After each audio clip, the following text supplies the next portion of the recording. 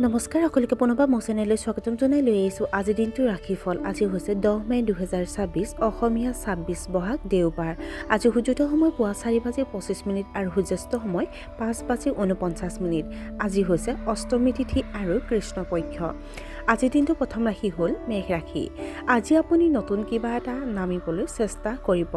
জটিল বিষয়বোৰ আপুনি সফলতাৰে সম্পূৰ্ণ আপোনাৰ পক্ষত ঘূৰাই দিব। আপুনি প্ৰভাৱশালী লোকৰ সৈতে গুৰুত্বৰ বিষয়ত আলোচনাত লিপ্ত হ'ব পাৰে।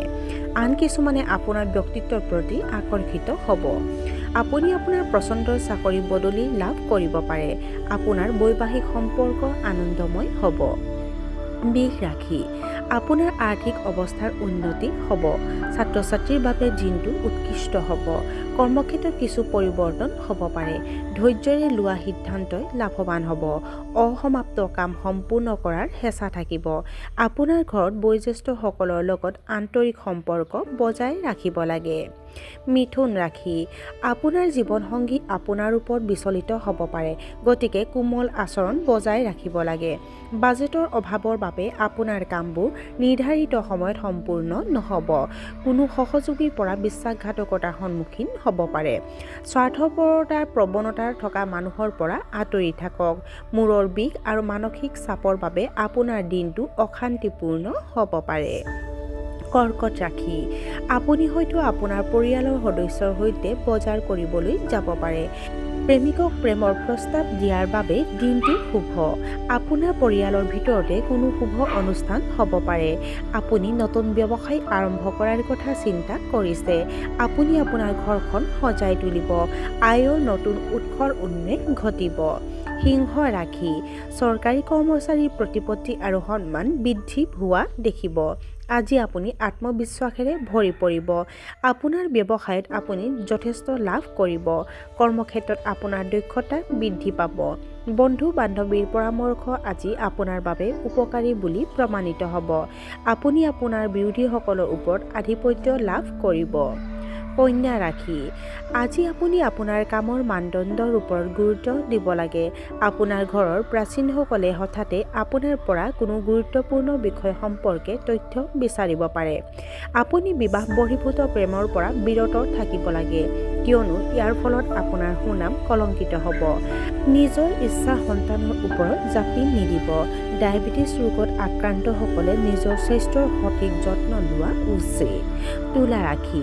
আপোনাৰ কৰ্মদক্ষতা বৃদ্ধি পাব। আনৰ কামত হস্তক্ষেপ নকৰিব। আপোনাৰ সফলতাক লৈ আপোনাৰ সহকৰ্মীসকলে ঈৰ্ষা কৰিব।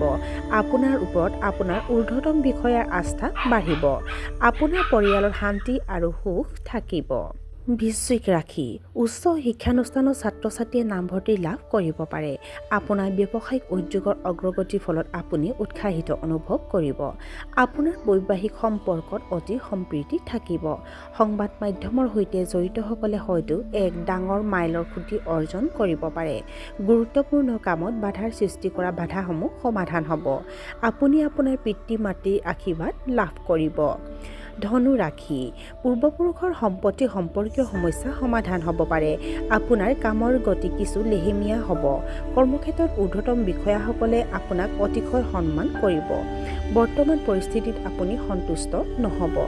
আপোনাৰ প্ৰেমৰ সম্পৰ্কত কিছু অসুবিধাৰ সৃষ্টি হ'ব পাৰে। ভৰিৰ বিষ আৰু ভাগৰুৱা অনুভৱ কৰিব পাৰে। মকৰ ৰাশি।